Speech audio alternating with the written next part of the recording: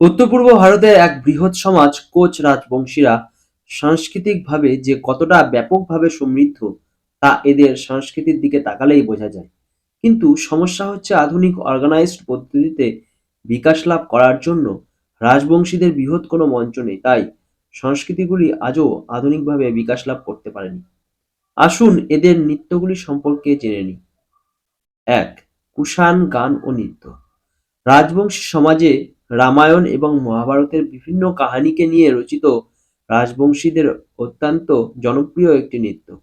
এখানে রামায়ণ এবং মহাভারতের বিভিন্ন কাহিনীগুলিকে নিয়ে রচিত কুষাণ গান ও কুষাণ নৃত্যের মাধ্যমেই রামায়ণ মহাভারতের কাহিনীগুলিকে দারুণভাবে প্রদর্শন করা হয়ে থাকে। বৈরাতি গান ও নৃত্য। রাজবংশী সমাজের জনপ্রিয় অতিথি বরণ নৃত্য এই বৈরাতি নৃত্য।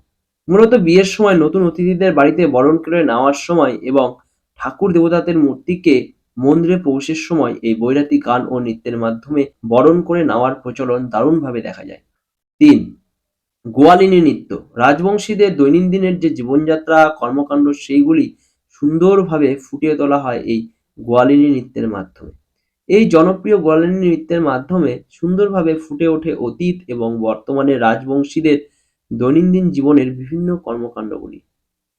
বিষহরী গান ও নৃত্যে। রাজবংশী সমাজে মা মনসা পূজিত হন বিষহরী রূপে, অর্থাৎ যে দেবী বিস্মরণ করেন। মূলত মনসা পুজোর দিন সারা রাত ধরে চলে রাজবংশীদের এই বিষহরী গান ও নৃত্যের পালা। এছাড়াও রাজবংশী বিবাহের নিয়মে বিয়ের আগের দিন সারা রাত ধরে বিষহরী পুজো করা হয়।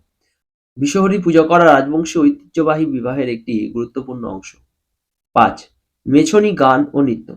উত্তর ভারতের লোকেদের কাছে গঙ্গা নদী যেমন মা রূপে পূজিত হন, ঠিক একইভাবে রাজবংশী সমাজেও তিস্তা নদী পূজিত হন মা রূপে। যেহেতু তিস্তা নদীর তীরবর্তী অঞ্চলেই রাজবংশীদের ভরণ-পোষণ, এই তিস্তা নদীকে নিয়ে রচিত বিভিন্ন গানগুলি মেছনী গান ও নৃত্য মেছনী নৃত্য নামে পরিচিত। মূলত উত্তরবঙ্গ ও বাংলাদেশের রাজবংশীদের মধ্যে এই গান ও নৃত্যের প্রচলন দেখা যায়। ৬, হুদুম পূজা ও নৃত্য। এটি রাজবংশীদের বর্ষাবরণ উৎসব। এই পুজো ও নৃত্য সম্পূর্ণভাবে রাজবংশী নারীরা করে থাকেন। রাজবংশী সমাজ মূলত কৃষিজীবী, ফলে রাজবংশী নারীরা হুদুম পূজা ও নৃত্যের মাধ্যমে দ্রুত বর্ষার আগমন কামনা করেন এবং বর্ষাকে বরণ করে নেন এই হুদুম পূজা ও নৃত্যের মাধ্যমে।